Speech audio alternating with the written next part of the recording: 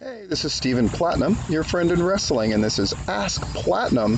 Ask Platinum number 6, actually. We just answered a question about 3 things to improve the WWE. But that wasn't the coolest question that I got. The coolest question that I got recently is from Heath. By the way, props to Heath, who runs the Double Dropkick show. That guy was one of the first people to be a Patreon subscriber, and he paid a heavy price for it, to the point where other people who give me money on Patreon said, do it under this name or do it under this thing, because they didn't want their name directly linked, because Heath caught so much shit from different stupid-ass dumb fucking wrestling fans for supporting me.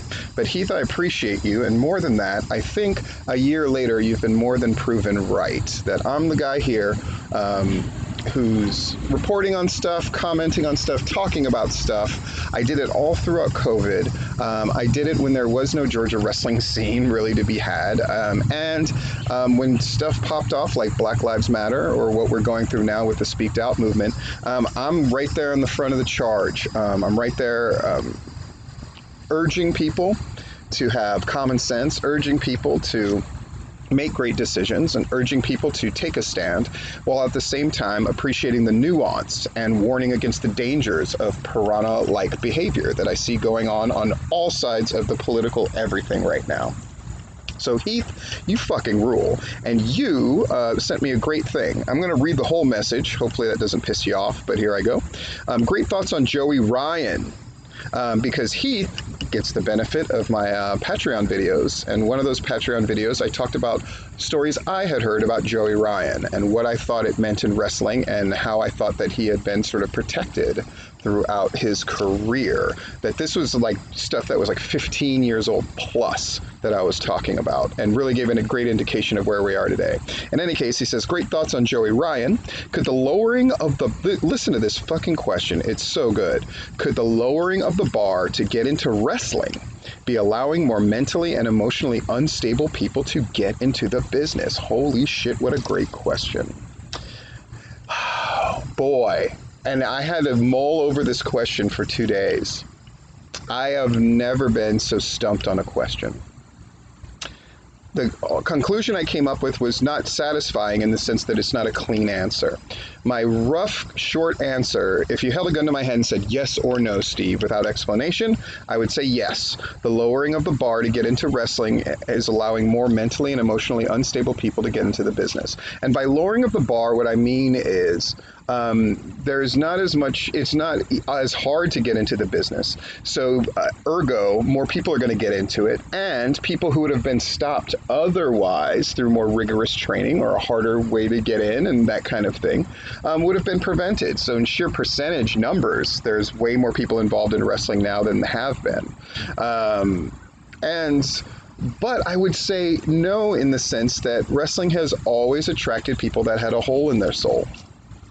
And if I'm just going to use that as a blanket thing of like mentally and emotionally unstable people, I'm going to just use that metaphor of the hole of like they need it filled with the adulation of others.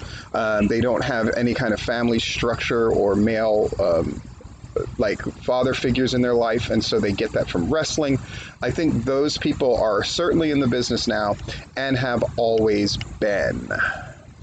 As somebody who loved wrestling history, the people who were involved in wrestling were always these outlaw on the fringe types, or people who weren't accepted in other aspects of sports or entertainment, but more sports, right? If you were an athletic gay man, the place where you could be the most comfortable was professional wrestling in, like, let's say the 40s, 50s, and 60s and 70s.